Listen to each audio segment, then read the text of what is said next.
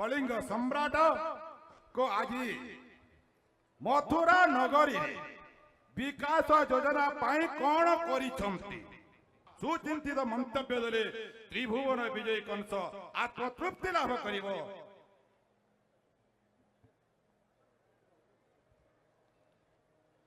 महाराज कंसंकर जय हो। महाराज कंसंकर निमंत्रण क्रमे मते सौभाग्य प्राप्त होईछि ए मथुरा नगरी रे आसीबा पाई एवं यही भली भाव रे गत वर्ष मध्य मते स्वतंत्र भाव रे निमंत्रित करा जाइथिला एवं मु मध्य ये मथुरा नगरी को धनुजात्रा महोत्सवर ये अवसर रे आसीबार मते अवसर प्राप्त होइथिला एवं सेते बेले मध्य ये मथुरा नगरी रो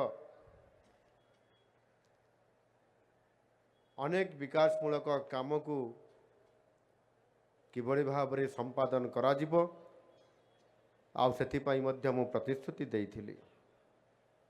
महाराजा आपनकर आदेश क्रमे गत वर्ष दिया जाइथिबा जो प्रतिश्रुति गुड़िक मु महाराज पूरण करिछि। सर्वप्रथमे आपण ये जो धनुजात्रा होउछि ये होउछि विश्वर सर्वबृहत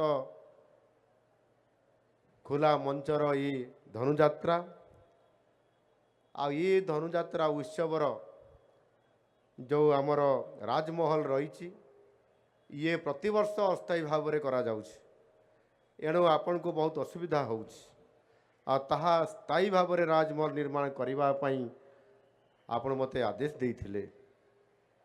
आपनकर ये आदेश को मो रक्षा करिकरी एथिरे मोर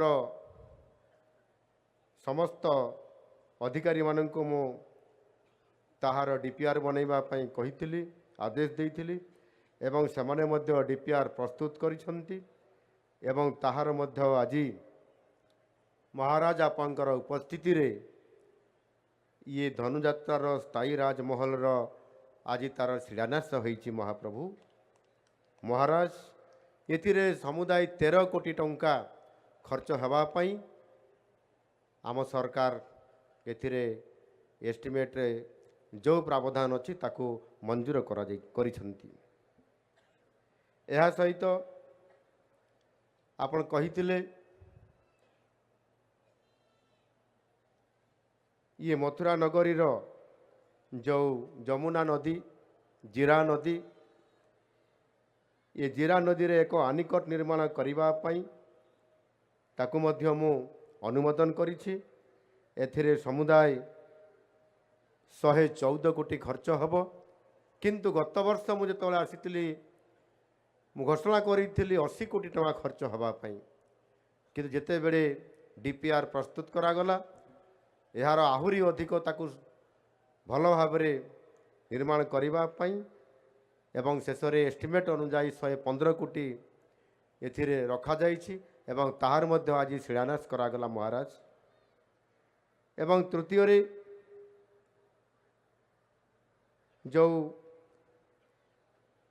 बरगढ़ टाउन रे जो केनाल अछि ये बरगढ़ टाउन केनाल उपरे एक बॉक्स कंडुइन एवं केनाल रो सौंदर्यकरण करिबा पई ये कथा मध्य आमे ताकू संपूर्ण करिबा पई आलोचना हेइथिला आ ताहा मध्य आज आम सरकार करिबा पई निष्पत्ति नैछंती सेथिरे 40 कोटी टंका खर्च करिया पई मध्य एथिरे ताहार एस्टिमेट करा हेइछि एवं ताहा मध्य आज ताहार शिलान्यास हेइछि।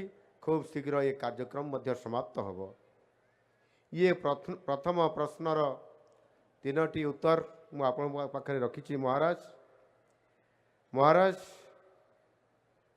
ଏଥିରେ ଆହୁରି ଅନେକ ଏ ମଥୁରା ନଗରୀ ଏବଂ ମଥୁରା ରାଜ୍ୟରେ କିଭଳି ଭାବରେ ଅଧିକ ଏ ଅଞ୍ଚଳର ବିକାଶ ହୋଇପାରିବ, ଏ ଅଞ୍ଚଳରେ ଲୋକମାନଙ୍କୁ ଉପଯୁକ୍ତ ସେବା ପ୍ରଦାନ କରାଯାଇପାରିବ, ସେଥିପାଇଁ ଆମ ସରକାର ଅନେକ ଯୁଗାନ୍ତକାରୀ ପଦକ୍ଷେପ ନେବା ପାଇଁ ସ୍ଥିର କରିଛନ୍ତି। ଆଉ ସେଥିପାଇଁ ମଥୁରା ନଗରୀରେ 1362 କୋଟି 85 ଲକ୍ଷ ଟଙ୍କା ବିନିଯୋଗରେ 123ଟି ନୂଆ ପ୍ରକଳ୍ପର ଭିତ୍ତିପତ୍ର ସ୍ଥାପନ ଆଜି କରାଗଲା ମହାରାଜ, ଏବଂ ତାହା ସହିତ ମଧ୍ୟ ଉଦ୍ଘାଟନ ମଧ୍ୟ ଅନେକ ପ୍ରକଳ୍ପର କରାଗଲା। ଏଥିରେ କୃଷି, ଜଳସେଚନ, ଯୋଗାଯୋଗ, ସ୍ୱାସ୍ଥ୍ୟ ସେବା ପରି ଅନେକ ଜନକଲ୍ୟାଣକାରୀ ପ୍ରକଳ୍ପର ଆଜି ଶ୍ରୀ ଗଣେଶ ଏବଂ ଶିଳାନ୍ୟାସ କରାଗଲା। ସେହିଭଳି ଭାବରେ ଆହୁରି ଅନେକ କିଛି କାର୍ଯ୍ୟକ୍ରମ ଅଛି। ଯେହେତୁ ମୋତେ ଆତିଥ୍ୟ ଦେଇଛନ୍ତି, ପ୍ରତିବର୍ଷ ଆସିବା ପାଇଁ ନିମନ୍ତ୍ରଣ କରିଛନ୍ତି, ଆଉ ସେଥିପାଇଁ ମୁଁ ଅଧିକ ଏ ମଥୁରା ନଗରୀକୁ ଉପହାର ଦେବା ପାଇଁ ଆହୁରି ଅନେକ ଉପହାର ନେଇକରି ଆସିଛି ମହାରାଜ। ଜିରା ନଦୀରେ ସ୍ୱେରେଜ ଟ୍ରିଟମେଣ୍ଟ ପ୍ଲାଣ୍ଟ ସ୍ଥାପନ କରିବା ପାଇଁ ଏଥିରେ ଯେତେବେଳେ ଆପଣଙ୍କର ପ୍ରଜାମାନଙ୍କର ଦାବି ଆସିଲା, ଏ କଥାକୁ ମୁଁ ଗୁରୁତ୍ୱ ଦେଇ ଜିରା ନଦୀରେ 132 କୋଟି 10 ଲକ୍ଷ ଟଙ୍କାର ଏକ ସ୍ୱେରେଜ ଟ୍ରିଟମେଣ୍ଟ ପ୍ଲାଣ୍ଟ ଏଥିରେ ସ୍ଥାପନା କରିବା ପାଇଁ ଆମ ସରକାର ନିଷ୍ପତ୍ତି ନେଇଛନ୍ତି। ତା ସହିତ ଆପଣଙ୍କର ଏଠି ପ୍ରଜାମାନେ ସେମାନଙ୍କର ଯେଉଁ ବିକ୍ରି କରିବା ପାଇଁ ବିଭିନ୍ନ ପନିପରିବାଠୁ ଆରମ୍ଭ କରିକରି ଶସ୍ୟ ପର୍ଯ୍ୟନ୍ତ ତାଙ୍କୁ ଯେଭଳି ଭାବରେ ଏବଂ ବ୍ୟବସାୟ କରିବା ପାଇଁ ଅନେକ ସମୟରେ କେଉଁଠି ଉଠା ଦୋକାନ, କେଉଁଠି ଆପଣଙ୍କର ସମ୍ପୂର୍ଣ୍ଣ ଭାବରେ ତାହାର ସୁବ୍ୟବସ୍ଥା ଆପଣଙ୍କର ମଥୁରା ନଗରୀରେ ହୋଇପାରିନଥିବାରୁ ପ୍ରଜାମାନେ ଭାରି ଅସନ୍ତୁଷ୍ଟରେ ରହୁଛନ୍ତି ଏବଂ ଅସୁବିଧା ମଧ୍ୟ ଭୋଗୁଛନ୍ତି। ସେହି କାରଣରୁ ଆମ ସରକାର ନିଷ୍ପତ୍ତି ନେଲେ ଏଥିପାଇଁ ମଧ୍ୟ ଗୋଟିଏ ଭେଣ୍ଡିଂ ଜୋନ୍ କରିବା ପାଇଁ, ଆଉ ସେଥିପାଇଁ 30 କୋଟି ଟଙ୍କାର ଏକ ଅଟକଳ କରି ତାକୁ କାର୍ଯ୍ୟକାରୀ କରିବା ପାଇଁ ଆମ ସରକାର ନିଷ୍ପତ୍ତି ନେଇଛନ୍ତି ମହାରାଜ। ତା ସହିତ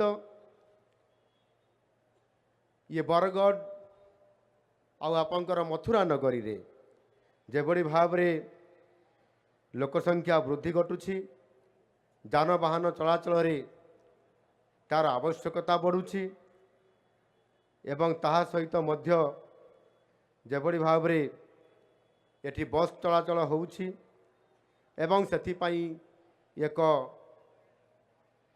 ବଡ଼ ବସ୍ ଷ୍ଟାଣ୍ଡର କରିବା ପାଇଁ ଆମ ସରକାର ନିଷ୍ପତ୍ତି ନେଇଛନ୍ତି। ଆଉ ସେଥିପାଇଁ ଇଏ ବରଗଡ଼ ସଦରର ଏ ମୁଖ୍ୟ ସଦର ମହକୁମାରେ 66 କୋଟି 64 ଲକ୍ଷ ଟଙ୍କାରେ ଏକ ଅଟଳ ବସ୍ ଷ୍ଟାଣ୍ଡ ନିର୍ମାଣ ହେବା ପାଇଁ ଆମ ସରକାର ନିଷ୍ପତ୍ତି ନେଇଛନ୍ତି ମହାରାଜ। ଏବଂ ଏହା ସହିତ ଆମର